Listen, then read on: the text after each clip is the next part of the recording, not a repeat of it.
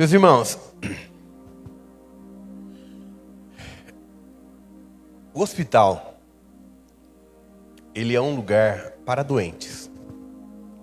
Se uma pessoa estiver doente, precisar de um tratamento, o melhor lugar para essa pessoa estar é no hospital. O hospital tem profissionais, tem equipamentos, tem medicamento, tudo que a gente precisa por estarmos doentes. Mas o hospital também, ele tem um problema, que é o fato de que lá, por ter tantos doentes, eles estão infectados. E são infecções que estão no ar. E aí uma pessoa que passa por uma cirurgia, há uma iniciativa do hospital que ela saia rapidamente do hospital para que ela não pegue uma infecção hospitalar. Porque o próprio hospital, ele cura, mas ele também tem os problemas dele. E quando a pessoa ela estiver doente, ela vai ter que ir no hospital. E essa foi uma comparação que eu ouvi essa semana, muito interessante, em relação à igreja também. A igreja, ela fere muitas pessoas, ela machuca muitas pessoas, por vários motivos. Existem pessoas que às vezes não estão contentes com você. Existem pessoas que, por algum motivo, seja inveja, seja qualquer outro sentimento ruim, ela acaba ferindo as pessoas. Mas se para o doente, o melhor lugar para ele estar é no hospital, espiritualmente falando, e biblicamente, como Jesus bem disse, que quem precisa de médicos são os doentes, e assim ele faz essa comparação, o melhor lugar para você estar é na igreja, é na presença de Deus. Ainda que você seja ferido por alguma coisa, a igreja vai te curar. A igreja vai te dar a oportunidade de você sarar. E quando digo igreja, eu falo do corpo. Porque quando uma parte do seu corpo está ferida, há um trabalho de todo o corpo para sarar aquela ferida. E assim nós somos comparados ao corpo de Cristo Jesus. Essa introdução faz com que você possa se preparar para entender qual é a nossa posição dentro da mensagem que estaremos pregando nesta noite a respeito da primícia e como nós devemos usar a nossa primícia. E não estou falando apenas na questão financeira, não, é em todos os sentidos. Onde está a sua primícia? Em algum lugar ela está. Se ela não estiver na mão de Deus, ela vai estar na mão de alguma entidade ou de alguma coisa. E é diante disso que eu quero convidar você para nós lermos um trecho da palavra de Deus. E convidaria você a se colocar de pé, achando o texto de segundo livro de Tessalonicenses, no capítulo 2, versículo 3 e 4.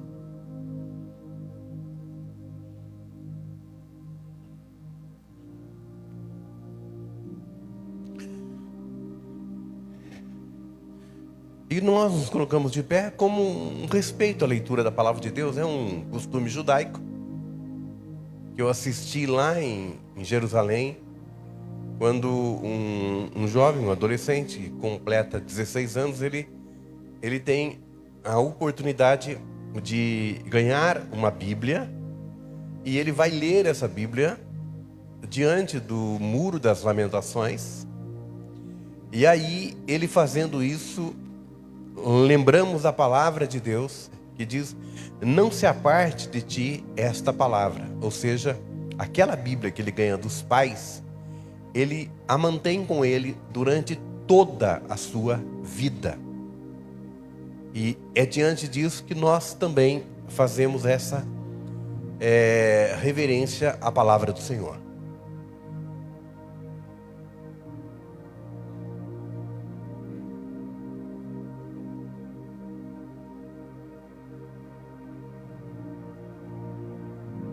Então é isso mesmo. Quem já achou 2 Tessalonicenses aí, diga amém. Então, fecha. Que isso aí eu preguei ontem. Hoje é Provérbios. Capítulo 3, 9. Diz assim: honra ao Senhor com os teus bens e com as primícias de toda a tua renda.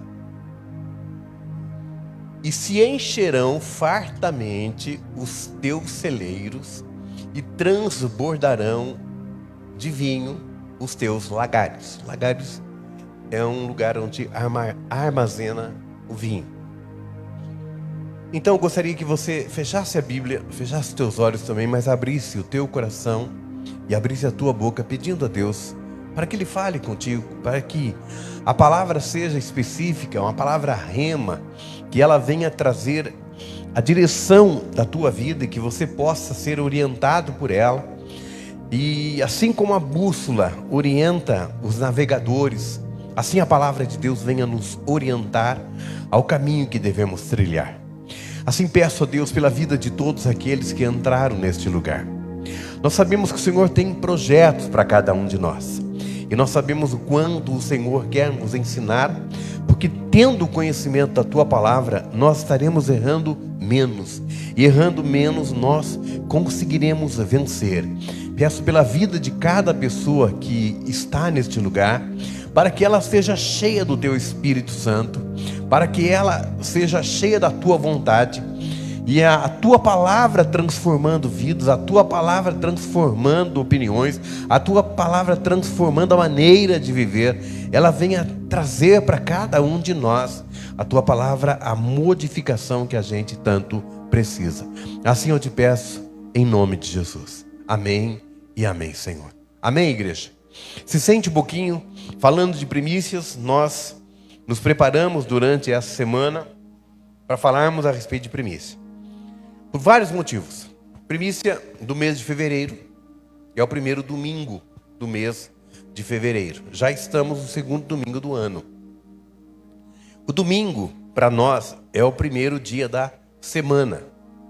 E sendo o primeiro dia, nós consagramos esse dia a Deus e nos preparamos aqui na igreja como um quartel-general para que através daqui a gente possa enfrentar uma semana de batalha, uma semana em que você vai conviver com pessoas que não pensam como você, pessoas que têm opiniões diferentes, pessoas que afrontam a gente. Alguns vão ter desafios de viagem, alguns vão ter desafios de decisões. Então nós vamos consagrar a primícia do domingo para termos uma semana abençoada. Quem entendeu, diga amém. E é basicamente em cima disso que a gente vai conversar um pouquinho a respeito de tudo isso.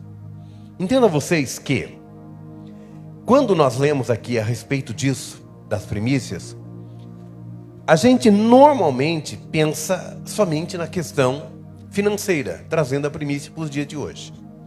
Mas para quem já teve experiência de roça, vai entender aquilo que a gente vai explicar. A plantação, ela é feita e ela depende da chuva. E a chuva ela precisa vir na medida certa, no momento certo. E o lavrador ele precisa da bênção de Deus para que a lavoura dele ela aconteça de forma que ele venha colher os frutos. E eu já vivi no sítio tanto tempo que eu via a preocupação dos meus tios com a falta de chuva. E a gente sempre foi muito católico. Então eu me lembro que eu e minha tia, nós íamos no meio da roça, havia lá uma capelinha que era feita com este propósito. E lá havia imagem, havia uma cruz, onde a gente levava uma água e a gente molhava a cruz. Ou seja, a gente tinha a esperança de que através disso a gente tivesse uma resposta de chuva. E era a maneira que a gente fazia. Se fosse hoje, eu estaria de joelho no chão orando a Deus nesse sentido. E eu lembro que teve época que a colheita não era boa. E havia uma tristeza muito grande, porque se trabalhou em vão durante tanto tempo e a colheita não foi boa. No caso dos judeus, eles têm ainda uma situação, naquela época, ainda bem mais difícil. Porque lá em Israel, por ser um lugar muito árido, desértico, eles têm essa dificuldade. Mas eles têm uma tecnologia hoje que não tinham antigamente. E aí então vem toda essa passagem para que a gente venha entender, a gente venha lembrar daquilo que aconteceu com eles e serve para a gente. Naquela época, eles estavam plantando e precisavam e dependiam da bênção de Deus. E essa dependência de Deus, ela fica muito maior quando você depende da chuva. Quando eles dependem que a chuva venha no momento certo, na hora certa, na quantidade certa, é uma dependência tão grande, mas tão grande, que há uma gratidão no mesmo nível. E essa gratidão é eles reservarem as primícias de tudo aquilo que eles colhiam e eles entregavam no templo. E aí então havia uma festa chamada Festa das Colheitas, o dia de Pentecostes, que essa festa era a maneira que eles tinham para agradecer a Deus. Veja que quando você tem uma dependência muito grande de Deus, e você só depende de Deus para algumas coisas, o seu compromisso com Ele acaba sendo muito maior. Quando você viveu um momento difícil na tua vida, você ficou muito mais temente ao Senhor. Quando você viveu um momento em que você dependeu mais de Deus, você se santificou mais, orou mais, jejuou mais, você teve mais compromisso com Deus, você deu mais valor a Deus. Assim, uma colheita que depende exclusivamente da boa vontade de Deus para que a chuva venha. Você imagine a nossa situação de momentos que a gente vive. E vamos colocar um fato simples. Quando você se encontra doente. E aquela doença, ela não é uma doença simples. Não é uma doença que com remédio se cura. É uma doença mais grave. Aí então o que a pessoa ela faz? Ela começa a se aproximar de Deus por causa da dependência que tem de Deus. Então a dependência que tem de Deus é uma dependência daquilo que Deus pode fazer. E não por aquilo que Ele é, mas por aquilo que Ele faz. E isso não é o correto. Porque quando nós servimos a Deus e tememos ao Senhor e temos essa dependência de Deus, não é por aquilo somente que Ele vai fazer, mas por aquilo que Ele é e por aquilo que Ele já fez. Está muito complicado? Quem está entendendo, diga amém. Quem está entendendo, diga amém. Então, o povo de Israel viveu dessa forma e até os dias de hoje é assim. Porém nós, quando temos essa dificuldade, a gente começa a ser mais humilde, mais simples.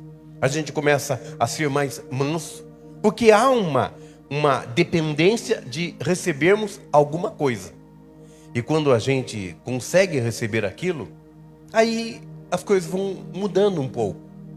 E na medida que o tempo vai passando, as pessoas vão mudando a sua maneira de viver, de encarar as coisas, vão se esquecendo dos benefícios que Deus fez. A gente vai esquecendo o que aconteceu. A gente vai esquecendo que em dado momento da nossa vida, a mão de Deus ela foi tão generosa para conosco, mas a gente vai esquecendo um pouquinho disso. E a gente vai colocando as nossas primícias em outro lugar e não na mão de Deus. Quando a gente fala de primícia, a gente fala de tempo. A gente fala de talento, de dons, de ministério. A gente fala daquilo que a gente tem e que pode ser ofertado ao Senhor de forma que a nossa gratidão venha a ser no mesmo nível dos benefícios que a gente já recebeu. E o mesmo Deus não escapou disso. Quando Abraão ele recebeu um presente dos céus, que foi o seu filho Isaque, houve um momento que Deus pediu aquele filho. Uma história muito conhecida por todos. E aí então Abraão vai sacrificar o seu filho, ele entrega o seu filho a Deus. E aí Deus interrompe aquela situação e fala: Abraão, pode parar, que agora já sei que você me colocou em primeiro lugar. A primícia de Abraão foi o seu filho. E nós não estamos pedindo o seu filho. Imagine você sacrificar o seu filho, entregar o seu filho a Deus, assim como Ana fez, assim como tantas outras pessoas no passado fizeram. E nós temos uma situação em que o próprio Deus, ele teve que fazer isso. Quando ele teve que entregar o seu filho para vir aqui na terra como ser humano e passar por tudo que passou. Se Abraão fez isso, e Deus olha para a terra e não vê um justo sequer, não há uma pessoa sequer, ou seja, era uma derrota. Deus estava sendo derrotado pelo diabo, pelo pecado. A derrota, ela chegou na vida do ser humano. O ser humano foi a coisa que Deus fez e que ele olhou e ele disse: não está bom, porque ele é falho, ele erra. E assim Deus puniu Adão e Eva. Assim Deus olhou e não viu nenhum que pudesse representar a raça humana. E aí então ele tira do seu reino a primícia dele. E a primícia de Deus é o seu filho. E ele envia o seu filho para o ventre de uma mulher chamada Maria, para que ele venha ao mundo. Jesus veio como qualquer um de nós, qualquer homem. Mas ele veio para representar a raça humana. Jesus foi carpinteiro por 30 anos, ou conviveu com o seu pai por 30 anos. O propósito de Deus para Jesus não era que ele fosse um carpinteiro. Carpinteiro, qualquer um pode ser. Mas o propósito de Deus é que ele viesse representar a humanidade e fosse um homem que não conhecesse o pecado e, portanto, ele pudesse, através disso, trazer a salvação a todos nós. Louvado seja Deus pela iniciativa do nosso Pai de enviar o seu Filho em nosso lugar. Aí, o que nós temos a segurança? A salvação. A salvação é a segurança que nós temos. Pois bem, se nós temos a salvação, e essa é uma opinião minha a respeito da salvação, que muitos alegam que a salvação ela é uma vez salvo, sempre salvo. Não, biblicamente não entendemos dessa forma, e 90% do grupo evangélico não pensa dessa forma, porque entendemos que uma vez salvo, temos que conservar essa salvação na nossa vida, visto que alguns versículos nos dão a garantia disso: ser fiel até a morte, dar-te-ei a coroa da vida. Então é constantemente uma luta que nós temos para estarmos vencendo todo dia, todo momento, toda hora. Porque eu tenho falado e vou voltar a repetir isso: o maior pecado que um ser humano pode cometer é o fato dele negar a sua fé em Jesus, quando ele, ao conhecer, ao experimentar e sentir a boa mão do Senhor, de repente ele vira as costas para Deus e se torna uma pessoa desviada do caminho de Deus. E essa pessoa que não quer nada com Deus, ela então estará fazendo exatamente aquilo que o diabo quer: destruir a vida dela por completo. Este vai ser o maior pecado que alguém pode cometer. Então, o cuidado é constante. E quando nós falamos de salvação e entendemos que algumas pessoas pregam até isso, que é uma vez salvo, sempre salvo, não é assim. Uma vez salvo, constantemente buscando a salvação, todo dia e toda hora.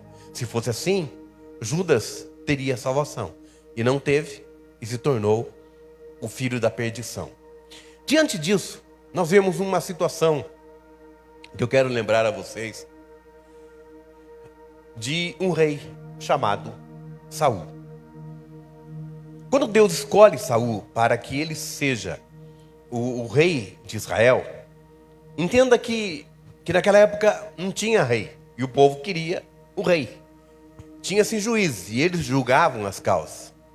E aí então eles queriam, porque era bonito ter rei, todas as nações tinham rei, então eles queriam, Deus acabou dando um rei para eles, um bom rei. Saul foi um bom rei, porém subiu na cabeça dele. Subiu na cabeça dele a ponto dele amar muito mais o trono dele do que a Deus. E tem muita gente que ama muito mais a bênção do que o abençoador.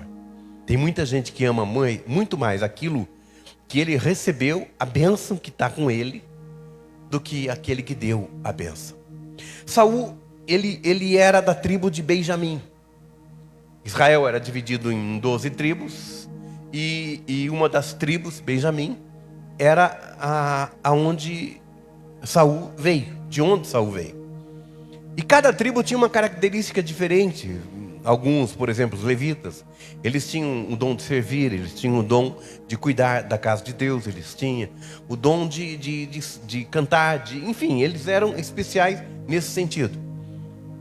A tribo de Benjamim, ela tinha uma característica: eles eram homens de guerra, e eles eram especialistas em usar a funda, a mesma ferramenta que Davi usou para derrubar o gigante, e também arco e flecha. E eles tinham tanta habilidade com a mão direita como com a mão esquerda. E Saul recebeu esse treinamento, e ele era um homem preparado para a guerra nesse sentido.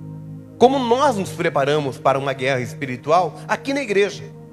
A igreja nos fortalece, a igreja nos prepara para que a gente enfrente as situações que a gente vai enfrentar amanhã ou depois. Aqui nós estamos para adorar a Deus e sermos fortalecidos por Ele. A direção que Deus nos dá e como que nós estaremos preparados para encararmos todos os desafios que nós estaremos enfrentando. Saul, então, está lá com o seu exército, do outro lado os filisteus, e aí então surge uma situação diferente. Antigamente eles lutavam um exército contra outro, porém vem um desafio de lá, dizendo: olha, manda o melhor de vocês aí, a gente manda o melhor nosso aqui, e eles vão lutar, e quem vencer é o vencedor, e o derrotado será escravo. E aquilo pareceu a princípio para o rei Saul como um bom desafio, porém ninguém apareceu para aquele desafio. Não havia ninguém para representar o povo de Israel. O que aconteceu na verdade foi que se acovardaram diante de um inimigo que era gigante. O teu inimigo não é maior do que o Deus que você serve. O seu problema nunca será maior do que o Deus que você serve. Então, o Deus que você serve, Ele vai te dar condições de derrotar os teus inimigos. Pronto. Saul está lá, imagino eu que ele esteja sentado, a armadura brilhando, peitoral, a espada enorme, ali, esperando que apareça um grande soldado para enfrentar aquele gigante lá. E quem deveria ir naquela batalha era Saul. Se ninguém aceitou ele como rei, ele tinha que se levantar e dizer: eu vou para essa batalha. Mas ele não teve coragem. Ele se preocupou muito mais em ficar acomodado do que guerrear. A nossa vida, igreja, é de batalha. A nossa vida, todo momento é de batalha. E constantes batalhas. Às vezes a gente já perdeu, seja no pecado, seja no erro, seja na desonestidade, seja na mentira. Mas nós temos o arrependimento. E o arrependimento traz para nós uma nova oportunidade.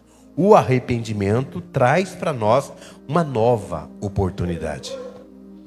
Saul então espera, ninguém aparece, mas está lá um jovem que foi lá para levar leite, queijo para os seus irmãos. E ele chega lá e começa a ver aquela situação. E ele imagina, aquele gigante lá vai cair, ele vai cair. Meu irmão vai vencê-lo. Mas ninguém se levanta. E ele então vai se aproximando do rei que já havia oferecido a filha dele em casamento, a isenção de impostos para a família, dinheiro, morar no palácio, tinha um monte de benefícios. Mas Davi não pensou nada disso. A única coisa que ele tinha no coração dele é que ele foi chamado para guerrear. E Deus já tinha preparado ele lá quando cuidava das ovelhas. Ele já tinha vencido um leão. Imagine vencer um leão. Imagine vencer um urso, vencer um lobo. Ele enfrentou tudo isso para proteger o seu rebanho. Deixa eu dar um detalhe aqui. Davi estava no pasto, mas o coração dele não estava no pasto, já estava no trono. Talvez você esteja andando num carro velho. Não deixe o seu coração ficar escravo ali. Coloque o seu coração lá na frente. Se você está vivendo numa casa ruim, coloque o teu coração lá numa casa boa. Talvez você esteja vivendo numa casa de aluguel. Comece a colocar o teu coração numa casa própria. Para o nosso Deus, tudo é possível. E apesar dele estar lá no pasto, cheirando ovelhas, ele vai, e aí então ele se aproxima do rei Saul, e ele diz assim: olha, estou aqui. E aí Saul deve ter dito mais ou menos assim para ele: não, fica quieto aí que já aparece um guerreiro forte aí. Fica tranquilo que um dos seus irmãos já vai vir aqui e a gente vai acertar isso. E nada apareceu, e ninguém apareceu. A obra de Deus, ela é feita de voluntários.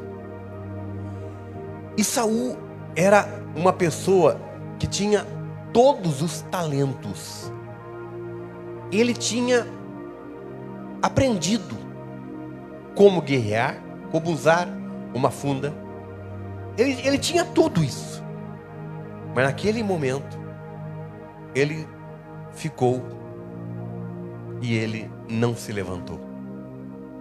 Ninguém aparece então Davi. Como nós, que um dia aparecemos, levantamos a mão e falamos: estou aqui. Se eu sirvo, pode me usar. Se eu sirvo, estou aqui para a batalha. Eu talvez não saiba falar direito, talvez eu tenha timidez em falar com o outro, talvez eu tenha vergonha disso, daquilo, tal, mas se eu sirvo, estou aqui. E foi o que aconteceu com Davi. Davi chega ali, o rei fala: faz o seguinte então, já que não tem ninguém, vai você. Na cabeça dele, de Saul, era o seguinte: vou mandar ele, o gigante vencendo, não haverá mérito nenhum o gigante, que ele vai vencer um moleque, e a gente vai ver o que vai acontecer na próxima etapa, no próximo capítulo. E aí então Davi começa a se preparar com a armadura do rei. Mas a armadura do rei não serve para ele, é pesada para ele, tira a mobilidade dele. E ele diz: não preciso nada disso. A armadura do homem, ela te protege dentro de um limite. A armadura do homem te protege dentro de um limite. Mas a mão de Deus não tem limites. A mão de Deus não tem limite para cuidar de nós. E aí então nós conhecemos bem a história. O que acontece é que ele vai para a batalha, vence o gigante, e aí então Israel novamente vence. Os filisteus saem em retirada, e aí começa a acontecer uma guerra espiritual entre eles. Entre eles, o rei Saul e Davi. Porque as mulheres, como sempre, né, pastora Ruth? As mulheres, como sempre, elas começaram a cantar uma musiquinha para Davi, que enfureceu a Saul. Quando eles estavam entrando em Jerusalém, a musiquinha era mais ou menos assim: Saul matou 1000, mas Davi matou 10.000. E aí Saul já ficou incomodado com aquilo, porque ele era o rei. Mas a cabeça dele, simples de resolver, muito simples de resolver. Assim que o homem pensa, né? O homem acha que tudo é fácil de resolver. Ele vai resolver na força, ele vai resolver do jeito dele. Vou matar ele, pronto, acabou. Mato ele, acaba. E ele tentou. Várias vezes ele tentou matar Davi. O inimigo pode se levantar contra você, mas dependendo de quem você colocou a sua vida, ninguém vai tocar em você. Faz assim com a sua mão, olhe para ela. Você pode se perder na floresta, você pode se perder no mar, você pode se perder no deserto, mas você jamais vai se perder na mão de Deus. Vou repetir: você jamais vai se perder na mão de Deus. Aquilo que você coloca na mão de Deus está garantido, é vitória. E quando você precisar, você vai ter. E quantas vezes nós tivemos como que um depósito lá. E aí então a gente pode resgatar. No caso de Saul e Davi, eu comentei na semana passada algo que eu gostaria de comentar hoje, de novo. Para mim foi muito lindo isso que eu ouvi e vou repassar.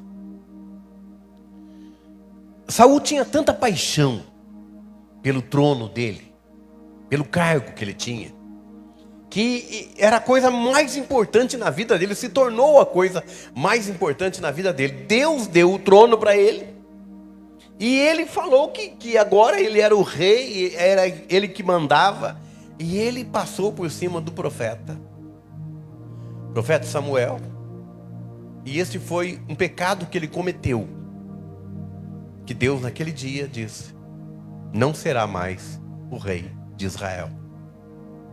E ele então achava isso, que ele era o poderoso, que ele era o bom, que ele era o rico, que os impostos iam para ele administrar. Ele era a pessoa que não iria ter problema nenhum, porque ele resolvia tudo à base da espada. Porém Davi, quando se torna rei, ele valoriza uma coisa que é importante. Ele valoriza o quê? A presença de Deus. Saul desprezou a presença de Deus. Saul, eu não quero perder meu trono, eu não quero perder o poder que eu tenho, não quero perder. E ele foi consultar uma feiticeira. Ele se afastou de Deus. Ele desprezou a presença de Deus. Ele não quis Deus. Aí então ele vai consultar uma feiticeira. E aí você pode imaginar uma situação de um crente fazendo isso, deixando a presença de Deus e indo buscar uma feiticeira. Davi, não. Davi, sendo rei, cometendo os pecados que cometeu, as falhas que ele teve, ele fala nos Salmos, e ele diz: Senhor, eu errei, eu pequei, eu falhei, o Senhor tire de mim tudo, mas uma coisa eu te peço: não tires de mim a tua presença. Não tire de mim a tua presença. Então Davi, apesar do pecador que ele era, apesar dos falhas que ele teve, apesar de tudo isso, ele tinha um amor tão grande por Deus, que chamava a atenção de Deus nesse sentido.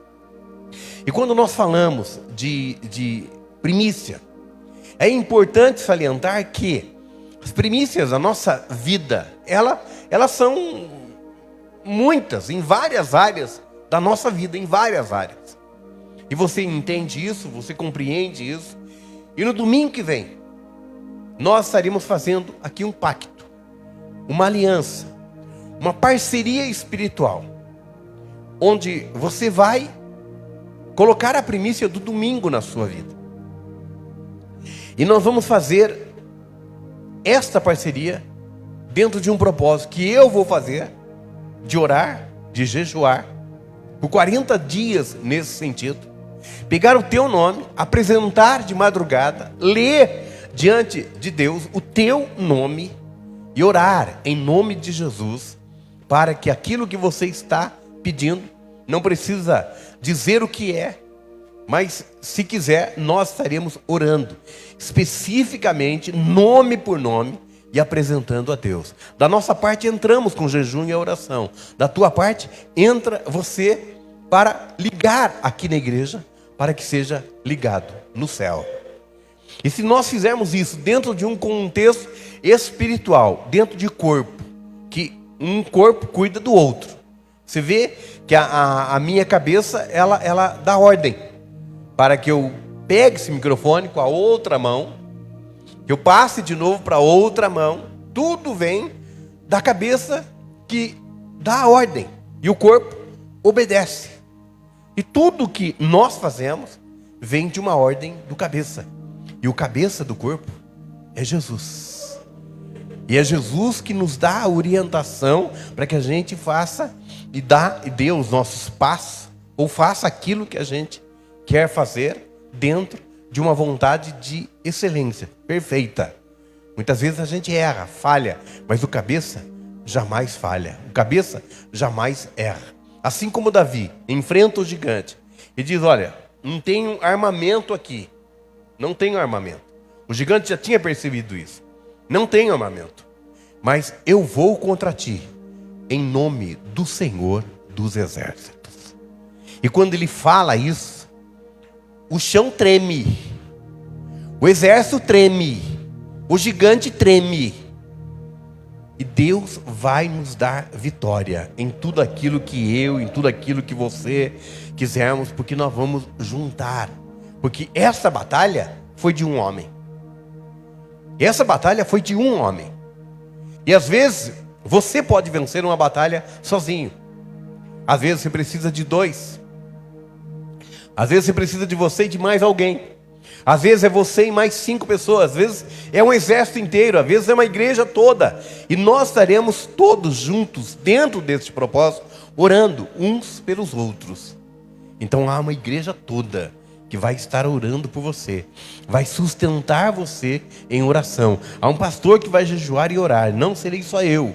Outros também farão isso, e nós estaremos orando e jejuando, porque nós estamos agora começando um mês de fevereiro dentro deste propósito. Já começamos com 12 dias, vamos começar agora com essa campanha, para que a nossa vida, lá no final do ano, a gente olhe para trás e diga: obrigado, Senhor, eu nem tinha fé para tanto, mas eu cheguei até aqui. Mas não tire de mim a tua presença. Posso perder tudo, mas não posso perder a tua presença, porque com a tua presença eu conquisto tudo de novo, e Deus vai reaver tudo aquilo que você perdeu. Feche um pouquinho os seus olhos. Pensa em algo que você perdeu. Pensa em alguma coisa que você perdeu. Pensa em alguma coisa que não deu certo na sua vida. Pensa em alguma coisa que você gostaria de ter de volta. Pensa em alguma coisa que você diz: perdi lá atrás, tá bom, já perdi. Mas creia num Deus de restituição. Um Deus que vai reaver tudo aquilo que você perdeu. E tudo aquilo que você perdeu, Ele vai te dar 2 vezes mais, ou 4 vezes mais. E conforme o projeto, o plano de Deus vai acontecer na tua vida, você também vai receber de Deus. Se coloque